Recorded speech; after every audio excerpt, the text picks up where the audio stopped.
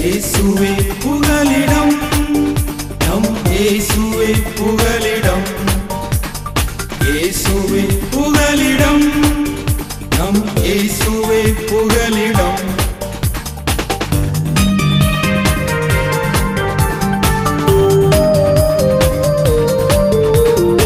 ஆறுகளை நாங்கள் கடக்கும் போதும், மலைகளை தாண்டி நடக்கும் போதும், ஆறுகளை நாங்கள் கடக்கும் போதும், மலைகளை தாண்டி நடக்கும் போதும், இம்மட்டும் எங்களை இவை போல் காத்தது சுவிசேஷம் சொல்வதற்கு. இயேசுவே புகலிடம், நம் இயேசுவே புகலிடம். இயேசுவே புகலிடம், நம் இயேசுவே புகலிடம்.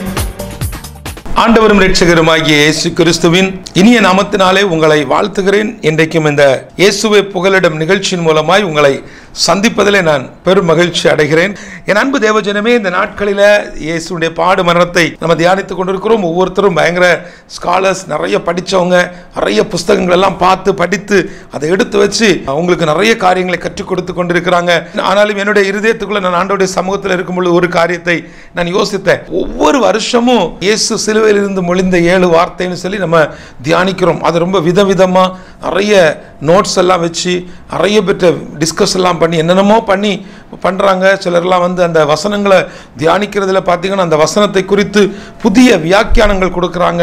பரிசுத்த வேதத்தில் இருந்தும் பரிசுத்த வேதத்தில் இல்லாமலும் தங்களுடைய அனுபவங்களை சார்ந்தும் இப்படி பல வழிகளில் பேசுகிறார்கள். அது மிகவும் பிரயோஜனம்தான். ஆனாலும் இயேசு இந்த உலகத்தில் எதற்காக வந்தார், அவர் எதற்காக என் பாவங்களையும் என்னுடைய சாபங்களையும் என்னுடைய அக்கிரமங்களையும் என்னுடைய மீறுதல்களையும் அவர் எதற்காக சுமந்தார் என்று சொல்லக்கூடிய அப்படிப்பட்ட ஒரு எண்ணம், ஒரு கேள்வி எனக்குள்ள வந்தது. அப்போ எனக்காக மரித்தவர், எனக்காக, என்னுடைய வியாதிகளுக்காக, என்னுடைய கஷ்டங்களுக்காக, என் பாடுகளுக்காக, என் பாவங்களுக்காக இதெல்லாம் சுமந்தவர், அந்த சிலுவையில் இதெல்லாத்தையும் சுமந்தவர். எனக்கு என்னுடைய இந்த அறிவில் நான் சொல்லுவது வேத அறிவுன்னு சொல்வதை தாண்டி ஒரு பரலோகத்திலிருந்து தேவன் கொடுத்த ஒரு அறிவை வைத்து நான் சொல்லுவது, எப்படி ஆகிலும் நான் அழிந்து போன சூழ்நிலையில அவர் என்னை சுமந்தார், எனக்காக சுமந்தார். இப்பொழுது என்னை கொண்டு மற்றவர்களை சுமக்க விரும்புகிறார். என்னை கொண்டு அவர் அன்றைக்கு சிலுவையில் அவர் எனக்காக சுமந்தது, அந்த செய்தியை நான் எப்படி ஆகிலும் சொல்ல வேண்டும், அந்த நற்செய்தியை மற்றவர்களுக்கு அறிவிக்க வேண்டும் என்பது அவருடைய சித்தமாய் இருக்கிறது. அதுதான் தேவனுக்கு பிரியமான ஒரு காரியமாய் இருக்கிறது. அந்த வகையில் இன்றைக்கு நான் உங்களோடு சில காரியங்களை நான் பகிர்ந்து கொள்ள வாஞ்சிக்கிறேன். என் அன்பு தேவஜனமே, இந்த வார்த்தை உங்களுடைய இருதயத்துக்குள்ளால ஒரு சின்ன ஒரு மாற்றத்தை கொண்டு வந்தாலும் கர்த்தருடைய நாமம் மகிமைப்படுவதாக. என்னோடு திருப்பிக் கொள்ளுங்கள். 1 பேதுரு அதில் உள்ள 2வது அதிகாரத்தினுடைய 24வது வசனம். 1 பேதுரு அதில் உள்ள 2வது அதிகாரத்தினுடைய 24வது வசனம். இந்த வசனம் சொல்கிறது, நாம் பாவங்களுக்கு செத்து நீதிக்கு பிழைத்திருக்கும்படிக்கு அவர் தாமே தமது சரீரத்திலே நம்முடைய பாவங்களை சிலுவையின் மேல் சுமந்தார், அவருடைய தழும்புகளால் குணமானீர்கள். என் அன்பு தேவஜனமே, இங்கே தெளிவாக நமக்கு கொடுக்கப்பட்ட ஒரு வார்த்தை, அவர் தாமே தமது சரீரத்திலே நம்முடைய பாவங்களை சிலுவையின் மேல் சுமந்தார். அவர் இந்த உலகத்திற்கு வந்தது பாவிகளை ரட்சிப்பதற்கு. எத்தனை பேர் இந்த வார்த்தையை ஏற்றுக்கொள்கிறீங்க? ஒரு ஆமென் சொல்லுங்களேன். அவர் இந்த உலகத்துக்கு வந்தது கிறிஸ்தவத்தை உருவாக்குவதற்கோ அல்லது ஒரு பெரிய ஒரு கிறிஸ்தவ கூட்டத்தை நடத்துவதற்கோ அல்லனுச்சுன்னா ஒரு பெரிய மாஸ் இவாஞ்சலிசத்தை செய்வதற்கோ அல்லனுச்சுன்னா நிறைய டினாமினேஷனை தொடங்கி நிறைய பேராயர்களை உருவாக்கி நிறைய பெரிய பெரிய வேதாகம கல்லூரிகளை உருவாக்குவதற்கு அவர் இங்கே வரவில்லை. அவர் வந்தது பாவிகளை ரட்சிப்பதற்காக. மனுஷகுமாரன் இந்த உலகத்திலே வந்த காரியத்தை அவர் செய்து முடித்தார். என் அன்பு தேவ பிள்ளைகளே, இப்பொழுது நீங்கள் புரிந்து கொள்ள வேண்டிய ஒரு முக்கியமான ஒரு காரியம் என்னன்னு சொன்னா, இந்த வசனத்தின்படி, இந்த 1 பேதுரு 2:24 படி இங்கே தெளிவாக நமக்கு சொல்லப்பட்டிருக்கிறது, நாம் பாவங்களுக்கு செத்து நீதிக்கு பிழைத்திருக்கும்படிக்கு, நீங்களும் நானும் நீதிக்கு பிழைத்திருப்பதற்காக அவர் நம் பாவங்களை அந்த சிலுவையிலே அவர் சுமந்தார். அவர் அந்த சிலுவையிலே என்னுடைய பாவங்களை சுமந்தது எதற்காக? நான் பரிசுத்தப்பட வேண்டும், நான் பாவியான நிலைமையிலிருந்து பாவியாய் இருந்த என்னை பரிசுத்தமானாய் மாற்றி, என்னை ஒரு நீதிமானாய் மாற்றி, என்னை நீதிக்குட்படுத்தி, என்னை கொண்டு இந்த உலகத்தை ரட்சிக்க வேண்டும், என்னை கொண்டு இந்த தேசத்தை ரட்சிக்க வேண்டும், என்னை கொண்டு இன்னொரு ஆத்துமாவை ரட்சிக்க விட வேண்டும், என்னை கொண்டு இந்த மந்தையில் இல்லாத ஆடுகளை கொண்டு வர வேண்டும். இதுதான் அவருடைய மிகப்பெரிய ஒரு நோக்கமாக இருந்தது. அந்த நோக்கத்தை தான் பிதாவின் சித்தத்தை அறிந்து தன்னுடைய வேலையை புரிந்து அவர் செய்து வந்தார். என் அன்பு தேவ பிள்ளைகளே, இந்த வார்த்தையை கேட்டுக்கொண்டிருக்கக்கூடிய நீங்கள் புரிந்து கொள்ள வேண்டிய ஒரு முக்கியமான ஒரு செய்தி, இன்றைக்கு நீங்களும் நானும் பிழைத்திருப்பது, பாவத்துக்கு மரித்து நீதிக்கு பிழைத்திருப்பதற்கு ஒரே ஒரு காரணம் அவருடைய இரத்தம்.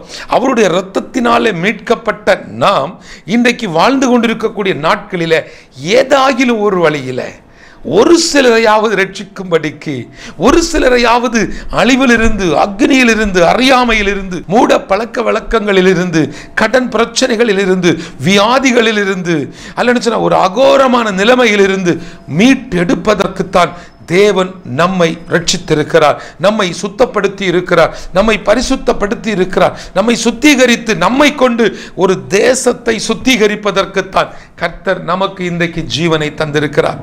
அன்பு தேவ பிள்ளைகளே, பாராளுமன்ற தேர்தல், இந்திய தேசத்துக்குள்ள தேர்தல் வருகிறது. ஐயோ, எங்க தேசம், எங்க ஊரு, எங்க தமிழ்நாடு, இப்படி எல்லாம் நல்ல சந்தோஷப்பட்டு கொள்ளுகிறோம். நான் நன்றாய் உங்களுக்கு சொல்லுகிறேன், இதை பார்த்து கொண்டிருக்கக்கூடிய நீங்கள் எப்படிப்பட்ட ஒரு மனிதராய் இருந்தாலும், எவ்வளவு பெரிய ஒரு தேவ மனிதராய் இருந்தாலும், ஒரு தேசத்தினுடைய ரட்சிப்புக்காக திறப்பிலே நிற்பதற்கு நாம் அழைக்கப்பட்டிருக்கிறோம். அல்லது எனக்காக பாவங்களை சுமந்தார், என் பாவத்தை சுமந்தவர், இந்த தேசத்தை சுத்திகரிப்பதற்காக நாம் திறப்பிலே நிற்கலாம். நடக்கிற பாராளுமன்ற தேர்தல் அல்லது நடக்க போகிற இனி வரக்கூடிய காரியங்கள், நம்முடைய தேசத்தினுடைய தேவைகளை அறிந்து கர்த்தர் தமது சித்தத்தை வெளிப்படுத்துவதற்கு, அவருடைய சித்தத்தை வெளிப்படுத்தும்படியாய் நாம் திறப்பில் நின்று ஜெபிக்கலாம். கர்த்தருடைய சித்தத்தை அறிந்து கொள்வதற்கு நாம் ஜெபிக்கலாம். ஆனால் இவங்க தான் வரணும், இவங்க வந்தாதான் நான் வாழ முடியும், இவங்க இருந்தாதான் என்னால செயல்பட முடியும், அல்லன்னு சொன்னா இவர்களோடு சேர்ந்தாதான் என் பொழைப்பு நடக்கும்னு சொல்லி பலர் பலர் பலர் பலர் இன்றைக்கு இந்த தமிழ்நாட்டுக்குள்ள, என் தேசத்துக்குள்ள இன்றைக்கு பலர் இப்படி அலைந்து கொண்டு இருக்கிறாங்க, சுற்றி கொண்டு இருக்கிறார்கள். அவர்களை நம்பி கொடுத்த ஊழியத்தை செய்யாதபடிக்கு, அவர்களை நம்பி கொடுத்த மந்தைகளை மேய்க்காதபடிக்கு, அவர்களை நம்பி கொடுத்த சபையை நடத்த முடியாதபடிக்கு, எப்ப பார்த்தாலும் அரசியல் தலைவர்களோடு, கட்சி தலைவர்களோடு துண்டு கரவேட்டியை கட்டிக்கொண்டு ஒரு பெரிய கும்பலோடு சேர்ந்து நடந்து கொண்டிருக்கக்கூடிய ஒரு அனுபவம் இன்றைக்கு நம்முடைய தேசத்துக்குள்ள இருக்கிறது. இதை தூக்கி வச்சு கொண்டாடக்கூடிய சிலர் இருக்கலாம். ஆனால் ஒரே ஒரு காரியம், இயேசு இந்த உலகத்துக்கு வந்த செய்தியை, அவர் இந்த உலகத்திற்கு வந்த செய்தியை, அவர் எனக்காக நமக்காக அடிக்கப்பட்ட, நொறுக்கப்பட்ட, உடைக்கப்பட்ட, சிலுவையில் தொங்க விடப்பட்ட அந்த செய்தியை ஜனங்களுக்கு சொல்லுவதற்காக வேறு பிரித்தெடுக்கப்பட்டு, சுத்தப்படுத்தப்பட்டு, ஊழிய அழைப்பை கொடுத்து, தாயின் கருவிலே உருவாவதற்கு முன்பே உன்னை தெரிந்து கொண்டு ஊழியத்துக்காக வைத்திருக்கும் பொழுது, ஒரு எல்இடி டிவிக்காக, ஒரு சின்ன ஒரு கிஃப்ட்டுக்காக, ஒரு சின்ன ஒரு உதவிக்காக யாரோ ஒரு நபரிடத்தில் போய் கையேந்தி நிற்கக்கூடிய சில நபர்களுக்காக நான் பேசுகிறேன். என் அன்பு தேவச்சனமே, நீங்கள் பெற்றிருக்கக்கூடிய அழைப்பு இந்த உலகத்தை மீட்டெடுக்கக்கூடிய அழைப்பு. ஒரு எலெக்ஷன்ல ஓட்டு போடுவதற்கு நாம் உரிமைப்பட்டிருக்கிறோம், நாம் கடமைப்பட்டிருக்கிறோம். என் தேசத்தினுடைய தேர்தலுக்கு நான் வாக்கு போடாமல் இருந்தால் அது பாவம். ஆனால் நான் ஓட்டு போட வேண்டும், அந்த ஓட்டை நான் யாருக்கு கொடுக்க வேண்டும், அந்த ஓட்டு அளிப்பதற்கான விதிமுறைகளை, தேசத்தின் ரகசியங்களை பாதுகாப்பதற்கு ஒரு குடிமகனாக நமக்கு உரிமைகள் இருக்கிறது. எவ்வளவு பெரிய ஒரு காரியத்தை கர்த்தர் நம்மை கொண்டு செய்ய விரும்புகிறார். ஆனால் நாம் என்ன செய்கிறோம், சின்ன சின்ன விஷயங்களை ஊதி பெருசாக்கி அதில் குளிர்காயக்கூடிய ஒரு கூட்டத்துக்கு நாம் ஜாலரா போட்டுட்டு, அதுக்கு கர்த்தர் கொடுத்த அந்த அழைப்பை புரிஞ்சு கொள்ளாம, அவர் உங்க மேல வச்சிருக்கக்கூடிய அந்த அபிஷேகத்தை தெரிந்து கொள்ளாம, நீங்களும் பெருசா போய் மேடையில் நின்று அவர்களுக்கு நிகரா நின்று பேசுகிறீங்க. கேட்கும் போது, பார்க்கும்போது கண்ணீர் வருகிறது. ஏன் தெரியுமா? உங்க மேல வச்சிருக்கக்கூடிய அபிஷேகம் ரொம்ப பெருசு. உங்களை கர்த்தர் எவ்வளவு அழகா நேசித்து, எவ்வளவு பெரிய ஒரு மந்தையை மேய்க்கக்கூடிய பொறுப்பை கொடுத்திருக்கிறார். அது பாருங்க, மனுஷனை திருப்திப்படுத்துவதற்காக பிசாசு அழகான ஒரு தந்திரத்தை செய்து, சின்ன ஊழியர் பெரிய ஊழியர் ஒன்றும் இல்லை, எல்லாம் சேர்ந்து குப்பை அள்ளி போட்டது மாதிரி போய் எல்லாம் அப்படி நிற்கிறாங்க. வேதனையா இருக்கு. அன்பு தேவ பிள்ளைகளே, நீங்கள் ஒருவேளை ஒரு போதகராக இருக்கலாம். நீ சொல்லி நான் என்னப்பா கேட்கறது? இல்லை, இந்த வார்த்தை கர்த்தர் உங்களுக்கு தருகிற வார்த்தை. உங்களை நீங்கள் திருத்திக் கொள்ளுங்கள். இந்த நாட்களில் ஒரு நபர், ஒரு மனுஷன், ஒரு விசுவாசி, ஒரு நபருக்காவது இயேசுவை அறிவிக்கக்கூடிய ஒரு தைரியம் நமக்கு இருக்கணும். அது நம்ம மேல விழுந்த கடமைங்க. இயேசுவை அறிவிக்க வேண்டியது நம்ம மேல விழுந்த கடமை. அந்த சுவிசேஷத்தை சொல்லுவது நம்ம மேல விழுந்த கடமை. அந்த கடமையை செய்வதற்கு நாம் தைரியமா இருக்க வேண்டும். அந்த தைரியம் இன்னொரு மனிதனுடைய அல்லது இன்னொரு மதத்தினுடைய அல்லது இன்னொரு ஒரு குழுவினருடைய நம்பிக்கையையோ அல்லது அவர்களை மன வேதனைப்படுத்துகிற காரியத்தையோ செய்வதற்கு பரிசுத்த வேதத்தில் இடமில்லை. அதையும் தாண்டி உங்களை துன்பப்படுத்துகிறவர்களையும் நேசித்தே ஆக வேண்டிய கட்டாயம் நமக்கு உண்டு. பரிசுத்த வேதம் அதை நமக்கு போதிக்கிறது. ஒருவர் யாரோ ஒருவரை திருப்திப்படுத்துவதற்காக இல்லாத ஒன்றை திரித்து பேசும் பொழுது அதற்காக குரல் கொடுப்பதற்கு, அதற்காக அந்த மாதிரி காரியங்களை பேசுவதற்குன்னு ஒரு கூட்டம் இருக்கிறாங்க. ஆனால் அபிஷேகம் பெற்ற தேவ ஊழியர்கள் இவ்வளவு தைரியமா நம்ம போய் நிற்பது, நம்மை சுமந்து, நம்முடைய பாவங்களை சுமந்து, நம்முடைய சாபங்களை சுமந்து, என்னுடைய பாடுகளை, என்னுடைய வேதனைகளை, என்னுடைய துக்கங்களை, என்னுடைய பலகீனங்களை சுமந்து எனக்காக அடிக்கப்பட்ட இயேசுவை திரும்பவும் சிலுவையில் அடிப்பதற்கு சமம். இதில் நம்ம பண்ணுகிற மிகப்பெரிய தவறு. அருமையான தயவு செய்து யாராவது இப்படிப்பட்ட காரியத்தில் இருக்கிறீங்கன்னு சொன்னா யோசிக்கவே செய்ய வேண்டாம். வசனத்தை படிங்க. இந்த பரிசுத்த வேதத்தை தூக்கி சுமக்கக்கூடிய ஒரு பாக்கியத்தை என்னைக்கு நீங்க பெற்றுக்கொண்டீங்களோ அன்னைக்கிலிருந்து இந்த வேத புத்தகத்துக்காக, இந்த பைபிளுக்காக நீங்கள் எல்லாவற்றையும் அனுபவிக்கணும். ஊழியத்தை நிறைவேற்றணும், தீங்க அனுபவிக்கணும். அதுக்குத்தான் அழைக்கப்பட்டிருக்கிறோம். விளையாட்டா பண்றோம். மனுஷங்களை திருப்தி பண்றதுக்கு ஒரு பெருந்திரள் கூட்டமா என்னென்னமோ செய்கிறோம். இது ஒன்று நம்முடைய பரலோக கணக்குக்கு வராது. இது ஒன்றும் நம்மை பரலோகத்துக்கு கொண்டு செல்லாது. கொடுத்த ஊழியத்தை செய்யாம, ஞாயிற்றுக்கிழமை பரிசுத்த ஓய்வு நாள் ஆராதனையை பண்ணாம நான் வெளிநாட்டு ஊழியத்துக்கு போறேன், நான் 3 மாசம் இந்த ஊர்ல இருக்க மாட்டேன், வெளிநாட்டு ஊழியத்துக்கு சபையை க்ளோஸ் பண்ணிட்டு சபையில ஆராதனை நடத்தாதபடிக்கு அது என் மனைவி இப்ப நல்ல ஊழியத்தை செய்கிறா. அழைப்பு மனைவிக்கு அல்ல, உங்களுக்கு தான் அழைப்பு. கர்த்தர் உங்களுக்கு தான் அழைப்பை கொடுத்துரு. மனைவிக்கு அழைப்பு கொடுத்திருந்தா அவங்க என்ன செய்யலாம். நீங்கள் உங்களுக்கு கொடுக்கப்பட்ட ஊழியத்தை, உங்களுக்காக ஒரு ஆளை, ஒரு ஏஜென்ட்டை நீங்க என்ன செய்கிறீங்க, உருவாக்குறீங்க. எங்க அசிஸ்டன்ட் பாஸ்டரை நம்ம வச்சுட்டு போனா திரும்ப வரும் பொழுது சபையில் உள்ள மக்கள் எல்லாம் அந்த அசிஸ்டன்ட் பாஸ்டர் கொண்டு போயிடுவாரேன்னு பயந்து மனைவியை வைத்து சபையை நடத்தக்கூடிய ஒரு பெரிய புத்திசாலியாக நீங்கள் இருக்கலாம். என் அன்பு தேவ மனிதரே, உங்க சபைக்குள்ளால கர்த்தர் தந்த அந்த ஆத்துமாக்களுக்கு, அந்த விசுவாசிகளுக்கு நீங்க தான் உத்தரவாதம். வேற யாரும் உத்தரவாதம் இல்லை. என்னோட திருப்பிக் கொள்ளுங்கள். ஏசாயாவிலே 53வது அதிகாரம் அதில் உள்ள 4, 5, 6 அந்த வசனங்களில் நான் ஒரு வார்த்தையை பார்க்க முடிந்தது. மெய்யாகவே அவர் நம்முடைய பாடுகளை ஏற்றுக்கொண்டு நம்முடைய துக்கங்களை சுமந்தார். அவர் அடிக்கப்பட்டது எனக்காக, அவர் அங்கே தொங்கிக் கொண்டிருப்பது எனக்காக. அந்த சிலுவை மரம் எனக்குரியது. எனக்கு சிலுவை மரத்தில் தான் அவரை அடித்து தொங்க விட்டுட்டு இப்போ நான் திரும்பவும் இந்த உலகத்துக்கு ஒத்த ஒரு வேஷத்தை தரித்து கொண்டு நம்ம பண்ணுகிற மிகப்பெரிய ஒரு காரியம் என்ன தெரியுமா? உலகத்துக்கு கூட சேர்ந்து அப்படியே போகணுங்க. வேற வழி இல்லைங்க. ஏதாவது போனால் சின்னதாக ஏதாவது கிடைக்குங்க. ஐயா, ஒரு ஊருக்குள்ளால அந்த ஊரில் இருக்கக்கூடிய ஒரு நபர் தன்னுடைய அந்த வெற்றிக்காக, இல்லைன்னு சொன்னால் தன்னுடைய கட்சி ஜெயிப்பதற்காக அவர் ஒவ்வொருவருக்கும் என்னென்னமோ கொடுக்கலாம். அவர் பணத்தை கொடுக்கலாம், பரிசை கொடுக்கலாம். இதெல்லாம் தேசத்துக்கு விரோதமாக, இல்லைன்னா அந்த தேர்தலுக்கு சட்ட விரோதமான காரியம். அதையும் தாண்டி நிறைய பேர் அதை செய்யலாம். அதை தாண்டி ஒரு கூட்டம் அதுக்கு பின்னாடி போகலாம். நீங்க போகக்கூடாது.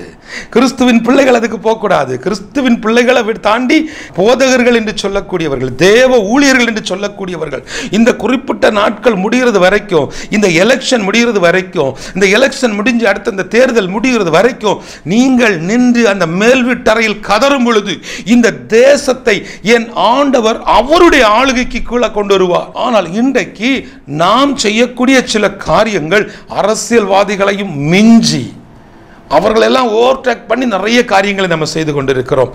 ஆவியானவர் துக்கப்படுவார். பரிசுத்த ஆவியானவர் துக்கப்படுவார்.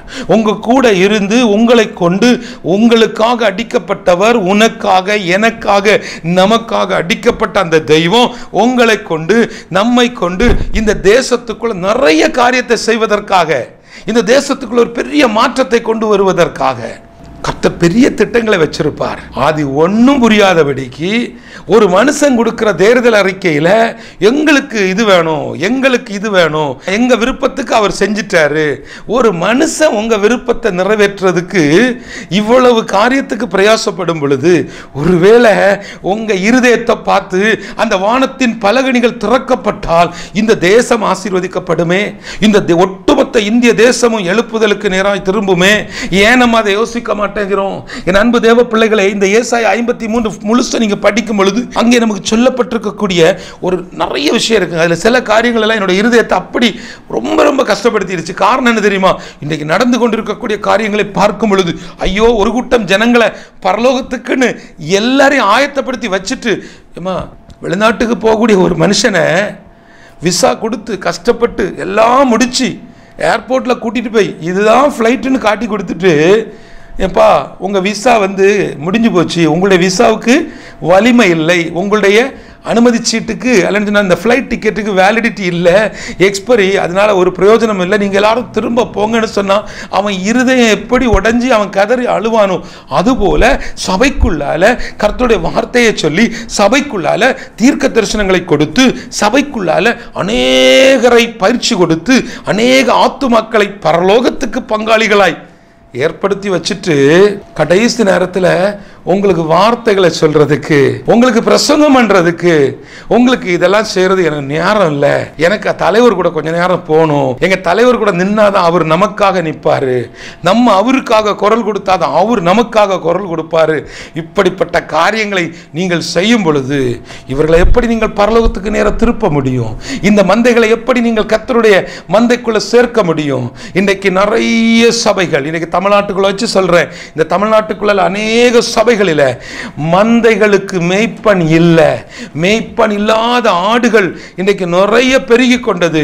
சபைகளுக்கு முக்கியத்துவம் கொடுக்காமல் வசன பஞ்சத்தை நாமே உருவாக்கி கொண்டிருக்கிறோம். என் அன்பு தேவ பிள்ளைகளே, இன்னும் ஒரு வார்த்தையை சொல்ல ஜெபிக்க போகிறேன். இந்த வசனம் சொல்லுகிறது, ஏசாயா 53:5 சொல்லப்பட்டிருக்கிறது, நம்முடைய மீறுதல்களின் நிமித்தம் அவர் காயப்பட்டு நம்முடைய அக்கிரமங்களின் நிமித்தம் அவர் நொறுக்கப்பட்டார். ஐயா, அந்த மீறுதல்கள் அவரை, என்னுடைய மீறுதல், சொல்லுங்க, என்னுடைய மீறுதல்கள் அவரை காயப்படுத்தினது, என்னுடைய அக்கிரமோ அவரை நொறுக்கியது. நான் செய்கிற எல்லாமே அவரை திரும்ப திரும்ப திரும்ப திரும்ப அவரை காயப்படுத்தும், அவரை நொறுக்கும். அதுதான் இந்த வசனம் நமக்கு சொல்லுகிற ஒரு பெரிய சத்தியம். என் அன்பு தேவ பிள்ளைகளே, இந்த வருஷம் குட் ஃப்ரைடே வரப்போகுது, நாங்கள் கொண்டாட போகிறோம், இயேசுவை நாங்கள் இது பண்ண போகிறோம், மாடலாக யோசிச்சு வச்சுருக்கிறீங்களே, ரொம்ப சந்தோஷம். இது எல்லாத்துக்கும் பின்னணியில் ஆத்தும ஆதாயம் இருந்தால், ஒரு நபரையாவது நான் இந்த வருஷத்தில் இயேசுவுடைய சுவிசேஷத்தை சொல்லி அவனுடைய இருதயத்தை நான் மனமாற்றம் செய்வேன், அவனுடைய இருதயத்துக்குள்ளால இருக்கக்கூடிய பாடுகளையும் வேதனைகளையும் மாற்றுவதற்கு இயேசுவுடைய சுவிசேஷத்தை நான் அறிவித்து அந்த ஒரு ஆத்மாவை நான் மந்தைக்குள்ள கொண்டு வருவேன்னு ஒரு சவால் நீங்க எடுத்துட்டீங்கன்னு சொன்னா, அவர் எனக்காக சுமந்த, சொல்லுங்களேன், அவர் எனக்காக சுமந்த பாடுகள், அவர் எனக்காக சுமந்த பாவங்கள், அவர் எனக்காக சுமந்த ஒவ்வொரு அக்கிரமங்கள், மீறுதல்கள், இது எல்லாத்துக்கும் அர்த்தம். அப்படி இல்லைன்னா அன்னைக்கு அவங்க அடிச்சாங்க, இன்னைக்கு நாம அடிக்கிறோம். தனம் சிலுவையில் அடிக்கக்கூடிய அனுபவங்கள், இது ரொம்ப மனவேதனை, ரொம்ப மனவேதனை. வாட்ஸ்அப்பில் சில செய்திகள் வருவதை உறுதிப்படுத்துறதுக்குனே சில போதகர்களிடத்துல கூப்பிட்டு கேட்பேன், ஐயா ஒரு செய்தி போட்டிருக்கிறாங்க, நீங்களும் அதில் இருக்கிறீங்களா? எப்படி ஐயா, இவ்வளோ பெரிய ஒரு தலைவர், நீங்க இவ்வளோ பெரிய ஒரு பொறுப்பில் இருக்கிறீங்க, அது எல்லாத்தையும் தாண்டி உங்க மேல ஒரு அபிஷேகம், உங்களுக்காக உங்க பெற்றோர் வடித்த கண்ணீர், உங்க சபையில் இருக்கக்கூடிய 2000-3000 விசுவாசிகள், இது எதை பத்தியும் கவலைப்படாம ஏதோ ஒரு காரியத்துக்கு கொடி பிடிக்கிறேன்னு போய் நிற்கிறீங்களே, உங்க இருதயம் வலிக்காதா? உங்க கூட ஆவியானவர் இருப்பாரா? உங்க கூட நின்று இதே போல அவர்கிட்ட கேட்கும் பொழுது அவர் சொல்றாரு, என்ன செய்யறதுக்கு பிரதர், எப்படியாவது அட்ஜஸ்ட் பண்ணி போனோம், அட்ஜஸ்ட் பண்ணி வாழ வேண்டிய அவசியம் இல்லைங்க, அட்ஜஸ்ட் பண்ணி வாழ வேண்டிய அவசியம் இல்லை.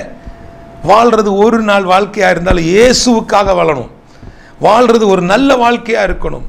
நம்முடைய வாழ்க்கை இந்த உலகத்துக்கு ஏதாவது ஒரு காரியத்தை கொடுக்கணும். நீங்கள் நானும் வாழுகிற வாழ்க்கையில் அப்படிப்பட்ட ஒரு வாழ்க்கை வாழணும். ஒன்றும் இல்லைங்க, சபை கட்ட முடியலங்க, கஷ்டங்க. டிவி சேனலுக்கு பணம் கட்ட முடியல. நேபாளில் கட்டிட்டு இருக்கக்கூடிய சபை அப்படியே நிற்குது, பணம் இல்லை, பொருளாதார நெருக்கடி தான். ஒரே ஒரு காரியம், எல்லாவற்றையும் இழந்தாலும் இயேசுவை இழக்க மாட்டேன். இயேசுவுக்காக நான் எல்லாவற்றையும் இழக்க ரெடி. ஆனால் எதற்காகவும் நான் இயேசுவை இழக்க மாட்டேன் என்று சொல்லி ஒரு வைராக்கியம் நமக்குள்ள வரணும். ஏன் தெரியுமா? அவர் எனக்காக சுமந்தார். எனக்காக தாங்க அவர் சுமந்தது. எல்லாத்தையும் சுமந்து அப்படியே அடித்து தொங்க விட்டுட்டாங்க. நீங்கள் ஒவ்வொரு வருஷமும் இந்த வார்த்தைகளை தியானிக்கிறீங்க, இந்த வார்த்தைகளை கேட்குறீங்க. ஆனால் பாருங்கள், அதை ஒரு 7 வசனம்னு சொல்லிட்டு ஒரு வட்டத்துக்குள்ளே வச்சு ஆளுக்கு ஒரு வார்த்தையை பேசி நீங்களே உங்களுக்குள்ள மார்க் போட்டு எல்லாத்தையும் முடிச்சிடுறோம். இதை தாண்டி ஒரு உலகம் இருக்குங்க. தப்பி போன மார்க்கத்திலிருந்து ஒருவனை மீட்டெடுத்து அவருடைய மந்தைக்குள்ள சேர்க்கிற ஒரு பெரிய வேலை இருக்குது. அதுதான் அவர் நம்ம மேலே வச்ச கடமை. அந்த அப்படிப்பட்டவர்களை நம்ம சுமக்கணும். தப்பி போன மார்க்கத்திலிருந்து வழி தெரியாமல், மொழி தெரியாமல், ஒன்றும் தெரியாமல், சிலர்லாம் பார்த்தீங்கன்னா கடனை வாங்கிக்கிட்டு என்ன பண்ணணும்னு தெரியாமல் முழிச்சிட்டு இருப்பாங்க. மகளுக்கு கல்யாணத்தை வச்சிருவாங்க, கல்யாணம் முடிஞ்சு பிள்ளை சந்தோஷமா போயிடுவா, இவங்க கடனில் மாட்டிட்டு இருப்பாங்க. பையனை கொண்டு படிக்க விடுவாங்க, பணம் கட்ட முடியாமல் கஷ்டப்படுவாங்க. அப்படிப்பட்டவர்களுக்கு நல்ல வார்த்தைகளை சொல்லி அவர்களுக்குள்ள ஒரு விதமான ஒரு ரீகனெக்ட் செஞ்சு, ஏன்னா அப்படிப்பட்ட கடன் பிரச்சனையில் இருக்கிறவர்கள், பிரச்சனைகளில் இருக்கிறவங்க, பாடுகளில் இருக்கிறவர்கள், வேதனையில் இருக்கிறவங்க. ஒரு அருமையான அம்மா சொல்றாங்க, மருத்துவமனையில் போயிட்டு எல்லாத்தையும் பார்க்கும்போது ஒரு விதத்தில் ஆறுதல் பட்டுட்டேன். ஆனால் நான் ஆண்டவர்கிட்ட கேட்க முடியாது. ஆனால் நான் நினைக்கிறேன், ஏன் என் புருஷனுக்கு இவ்வளோ பெரிய சோதனையை கொடுத்தீங்க, இவ்வளோ பெரிய பாடுகளை ஏன் கொடுத்தீங்க? என்னால் தாங்க முடியலை. மருத்துவமனையில் வந்து 20 நாளைக்குள்ளால 15 லட்சம் ரூபாய் எல்லாம் வித்தாச்சு, வீடை வரைக்கும் அடகு வச்சாச்சு, எல்லாத்தையும் வித்து எல்லாத்தையும் கொடுத்து எல்லாத்தையும் பார்த்து கொண்டு இருக்கிறாங்க. இயேசுவின் நாமத்தினால சொல்லுகிறேன், நமக்காக, நம்முடைய வியாதிகளுக்காக, நம்முடைய பலகீனங்களுக்காக அவர் சிலுவையில் அடிக்கப்பட்டார். நிச்சயமாய் அவர் நமக்கு விடுதலை தருவார். எந்த சூழலுமேலையும் பின்வாங்கி போயிடாதீங்க. எந்த சூழ்நிலையிலையும் மனுஷனுடைய சத்தத்துக்கு நேராக போயிடாதீங்க. ஒருவேளை இன்றைக்கு இந்த வார்த்தையை கேட்கிற என் அன்பு போதகர்களே, என் அருமையான தேவ ஊழியர்களே, என் அருமையான குடும்ப தலைவர்களே, அருமையான சகோதரனே, அருமையான சகோதரியே, என் அன்பு வாலிப பிள்ளைகளே, எந்த ஒரு மனுஷனுக்கும் கொடி கட்ட போகாதீங்க. எந்த ஒரு நடிகனுக்கும் கொடி கட்ட போகாதீங்க. அவர்களும் உங்களை மாதிரி ஒரு மனுஷங்க. தூக்கி வச்சு கொண்டாடாதீங்க. நீங்கள் அப்படி செய்வது நிமித்தம் இயேசுவை திரும்ப திரும்ப நம்ம சிலுவையில் அடித்துக் கொண்டிருக்கிறோம். என்னோடு கூட சேர்ந்து ஜெபிக்கிறவர்கள், ஒருவேளை உங்க இருதயத்துக்குள்ள எப்படிப்பட்ட காரியங்கள் இருக்கும்னா, உங்களோட தனிப்பட்ட வாழ்க்கையில் இப்படிப்பட்ட ஒரு காரியம் இருக்கணும். இதெல்லாம் தயவு செஞ்சு யாரும் இது விமர்சிப்பதற்கல்ல. என்னோட மன வியாகுலம், ஐயோ என் தேசம் அழிந்து கொண்டிருக்கிறது, அடுத்து என்ன நடக்கும்னு தெரியாது. இப்போ ஒரு பெரிய ஒரு எச்சரிக்கை எங்களுக்கு கொடுத்துட்டீங்க. சபையை அடைத்து வைத்து எங்களுக்கு ஒரு எச்சரிக்கையை தந்திருக்கிறீங்க. அது எச்சரிக்கை அல்ல, நீ ஆயத்தப்பட்டு கொள்ளுன்னு எங்களுக்கு சொல்லி தந்திருக்கிறீங்க. ஆனால் நாங்கள் திருந்தல்ல. எங்களுக்கு கொடி கட்டுறதுக்கும், எங்களுக்கு தலைவர்களோடு போகிறதுக்கும், அவர்களுக்கு கூட நின்று போட்டோ பிடிக்கிறதுக்கும் தான் எங்களுக்கு நேரம் சரியாக இருக்குப்பா. அடுத்தது நீங்கள் தடுக்கிற அந்த அடியில் நாங்கள் என்ன செய்ய போகிறோம்னு தெரியல. அன்றைக்கு எங்களை காப்பாற்றுகிறது இந்த வசனம் மட்டும்தான். எங்களை தூக்கி சுமக்கிறது உங்க வசனம் மட்டும்தான். இங்கே கண்ணை மூடுன்னு அங்கே கண்ணை திறக்கணுங்கிற ஒரு பெரிய நம்பிக்கையில் வாழுகிறோம். இன்றைக்கு அந்த நம்பிக்கைகள் குறைக்கக்கூடிய, அந்த பரலோகத்துக்குடைய அந்த அனுபவம் குறையக்கூடிய அநேக காரியங்கள் நாங்கள் பார்க்குறோம்ப்பா. எங்கள் தேசத்தை ஆசீர்வதிங்க, எங்கள் இந்திய தேசத்தினுடைய தலைவர்களை ஆசீர்வதிங்க, அவர்களுக்கு நல்ல சுகபலனை கொடுங்க. அவங்க எல்லாருக்கும் கர்த்தர் யார் மேலே யாரை வைக்கணுங்கிறது கர்த்தருடைய சித்தமாக இருக்கோ அது நடக்கட்டும்.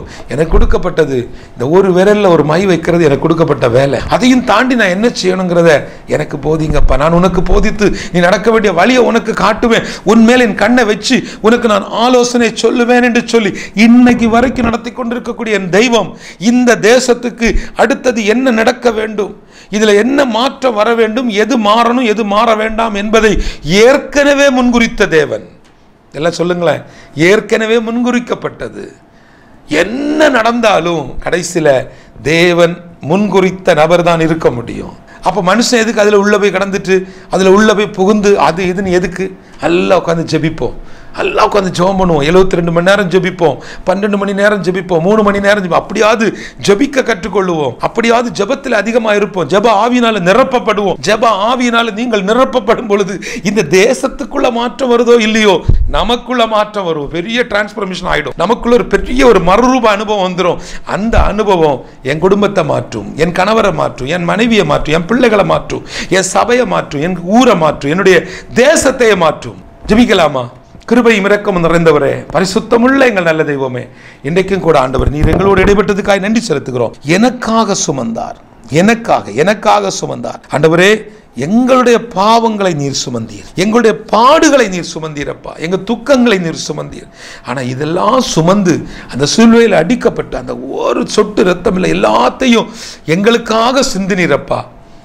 இன்னைக்கு நாங்கள் நல்லா தான் இருக்கிறோம். ஆனால் ஏதோ ஒரு சூழ்நிலை மேலே அகப்பட்டு கொண்டு எங்களை அறியாமல் ஏதோ ஒரு சூழ்நிலை மேலே நாங்கள் திரும்ப திரும்ப உங்களை சிலுவையில் அடிக்கக்கூடியவர்களாய் மாறிக்கொண்டிருக்கிறோம். ஒரு விஷயம் மன்னியும் ஆண்டவரே, ஒரு விஷயம் மன்னிருங்க. சிலர்லாம் தெரியாமல் இந்த காரியத்தில் மாட்டிக்கொண்டிருக்கலாம். இல்லைன்னு சொன்னால் அவர்கள் எதிர்பாராமல் உள்ள மாட்டிக்கொண்டிருக்கலாம். இயேசுவின் நாமத்தினால இப்படி மாட்டிக்கொண்டவர்கள், இல்லைன்னு சொன்னால் தேவனுக்கு பிரியம் இல்லாமல் பரிசுத்த ஆவியானவரை துக்கப்படுத்துகிற காரியத்தை செய்யக்கூடியவர்கள் யாரா இருந்தாலும் இன்றைக்கு அவர்களுடைய இருதயத்தில் கர்த்தர் பேசுங்கப்பா, பேசுங்க ஆண்டவரே. எங்க குடும்பத்துக்குள்ளால இருக்கக்கூடியவங்க, எங்க பிள்ளைகள், எங்க வீட்டில் உள்ள பிள்ளைகள், வாலிப பிள்ளைங்க, வாலிப பசங்க, எங்க வீட்டில் எங்களுடைய தகப்பனார் சொல்லுங்க, எங்களுடைய தகப்பனார் கட்சின்னு ஓடிட்டே இருக்கிறாரு. எனக்கு தலைவருக்கு கொடி பிடிக்கணும்னு ஓடிட்டே இருக்கிறாரு. எனக்கு நல்ல துணிமணி எடுத்து தரல, என்னை கவனிக்கல. சகோதரிகள் சொல்லுங்க, உங்க வீட்டில் உள்ள பிரச்சனைகளை சொல்லுங்க, உங்க பிரச்சனைகளை சொல்லுங்க. உங்களுக்காக சுமந்தவர், உங்களுக்காக பாவங்களுக்காக, உங்க பாவத்துக்காக, என்னுடைய பாவத்துக்காக, நம்முடைய சாபத்துக்காக சிலுவையில தொங்க விடப்பட்டவர், எனக்காக சுமந்தவர் நிச்சயமாய் என் வாழ்க்கையை மாற்றுவார். கிருபையும் இரக்கமும் நிறைந்தவரே, பரிசுத்தமுள்ள எங்கள் நல்ல தெய்வமே, உமக்கு நன்றி செலுத்துகிறோம். இப்படிப்பட்ட அழிவிலிருந்து, அக்னியிலிருந்து, அறியாமையிலிருந்து, மூட பழக்க வழக்கத்திலிருந்து 3 கோடி ஜனங்களை நேபாளத்தில் மீட்டெடுப்பதற்கு நீர் கொடுத்த தரிசனத்திற்காக நன்றி ஆண்டவர். இந்த தரிசனத்துக்கு விரோதமாய், ஊழியத்துக்கு விரோதமாய், அந்த ஊழியத்தை அழிக்க வேண்டும் என்று சொல்லி, அந்த ஊழியம் எழும்பக்கூடாது என்று சொல்லி செயல்பட்டு கொண்டிருக்கக்கூடிய பொல்லாத சத்துருவின் அந்தகார வல்லமைகளை இயேசுவின் நாமத்தினால நாங்கள் அப்புறப்படுத்தி செபிக்கிறோம். கிருபையுள்ள தெய்வமே, உமக்கு நன்றி அப்பா. இந்த நாளினுடைய வார்த்தை இவர்களுடைய இருதயத்துக்குள்ளால ஒரு மாற்றத்தை கொண்டு வரட்டும். இந்த தேசம் நாங்கள் குடியிருப்பதற்கு நீங்க தந்த தேசம், இந்த தேசத்திற்கு என்ன ஆளுமை தேவை என்பதை நீர் அறிந்திருக்கிறீர், முன்குறித்திருக்கிறீர். அந்த முன்குறிக்கப்பட்ட காரியங்கள் நடக்கட்டும். அதில் எங்களுக்கு கொடுக்கப்பட்ட கடமையை நாங்கள் நிறைவேற்ற கர்த்தர் எங்களை ஆசீர்வதியும், பலப்படுத்தும், பாதுகாத்துக் கொள்ளும். குறிப்பாக இந்த நிகழ்ச்சியை பார்த்து கொண்டிருக்கக்கூடியவங்க ஒரு பலகீனப்பட்டிருக்கலாம், பாடுகளில், வேதனைகளில், மருத்துவமனைகளில் கஷ்டப்பட்டு கொண்டிருக்கலாம். உங்களுடைய பரிசுத்த இரத்தம் இவர்களை மாற்றட்டும். அவருடைய தழும்புகளினாலே குணமாவீர்கள் என்று சொன்ன வார்த்தை அப்படியே நடக்கட்டும். உன் சுக வாழ்வு சீக்கிரத்தில் தொழிற்கும் என்ற வார்த்தையின்படி இவர்களுக்குள்ள ஒரு புதிய மாற்றங்கள் உருவாகட்டும், ஒரு மறுமலர்ச்சி உருவாகட்டும், ஒரு மறுரூப மகிமை உருவாகட்டும். நீர் அப்படி செய்த கிருபைக்காக நன்றி ஆண்டவரே. துதி, கனம், மகிமை எல்லாவற்றையும் அப்பா ஒருவருக்கே செலுத்துகிறேன். இயேசுவின் மூலம் ஜெபிக்கிறேன் நல்ல பிதாவே, ஆமேன், ஆமேன். எனக்கு மிகவும் பிரியமான என் அன்பு தேவஜனமே, இன்றைக்கு உங்களோடு கூட பேசின இந்த வார்த்தை உங்களுக்கு பிரயோஜனமாக இருக்கும் என்று சொன்னால் என்னோடு கூட நீங்கள் தொடர்பு கொள்ளலாம், நாம் பேசலாம். தயவு செய்து பரிசுத்த ஆவியானவர் திட்டமும் தெளிவுமாய் உங்களுக்காக தந்த வார்த்தை இது, உங்களுக்குடைய வார்த்தை. ஒருவேளை இப்படிப்பட்ட காரியத்தில் சிக்கிக்கொண்டு சிலர் மனிதர்களை திருப்திப்படுத்துவதற்காக நீங்கள் ஓடிக்கொண்டிருப்பீர்கள் சொன்னால், எனக்காக சுமந்தார் என்று சொல்லக்கூடிய அந்த ஒரு வைராக்கியம், எனக்கு பாவம், என்னுடைய சாபம், என்னுடைய அக்கிரமத்தை அவர் சுமந்தாருங்க. அப்போ அப்படிப்பட்ட பாவத்தில், அப்படிப்பட்ட சாபத்தில், அப்படிப்பட்ட அக்கிரமத்தில், அப்படிப்பட்ட அறியாமையில் கிடக்கக்கூடிய ஜனங்களை அவர்களை அப்படியே தூக்கி எடுத்து கொண்டு வரணும், அவர்களை மந்தைக்குள்ள கொண்டு வரணும். அதுக்கு தான் கர்த்தர் நமக்கு ஜீவன் தந்திருக்கிறார், நல்ல வார்த்தையை கர்த்தர் கொடுத்திருக்கிறார். ஒருவேளை உங்க இருதயத்துக்குள்ள அந்த ஒரு சின்ன ஒரு தாட்டு வந்தா கூட அவனுடைய சமூகத்தில் ஒப்பு கொடுங்க. நிச்சயமாய் கர்த்தர் உங்களை கொண்டு பெரிய மாற்றத்தை தருவார். தேசம் வசப்படும். இயேசுவின் நாமத்தினால உங்கள் அன்பு சகோதரன் Matthew. May god bless you. காலை முதல் அந்தி மாலை வரை கருத்தாய் ஜெபித்திடுவோம். ஆதி முதல் அந்தம் வரை உம்மையே நம்பிடுவோம். காலை முதல் அந்தி மாலை வரை கருத்தாய் ஜெபித்திடுவோம். ஆதி முதல் அந்தம் வரை உம்மையே நம்பிடுவோம். உமதன்புக்கு என்ன சொல்லுவேன், நாமம் நான்